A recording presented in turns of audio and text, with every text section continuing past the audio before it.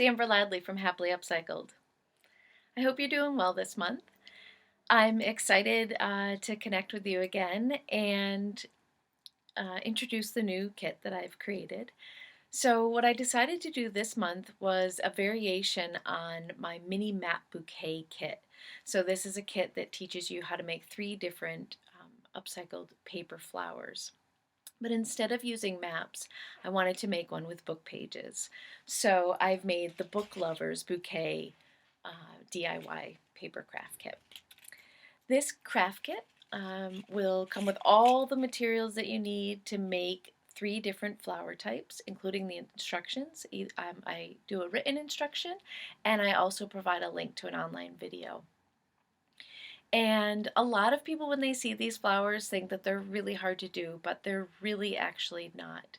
You will need a hot glue gun and maybe some patience.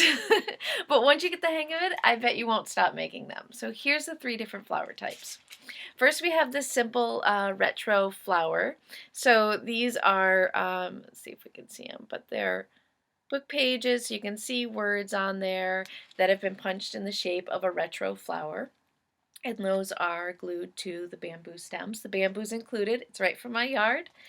And so you'll see that incorporated into a lot of my projects. And then I've got these little poofs which come as circle punches, and then you simply fold and glue them together.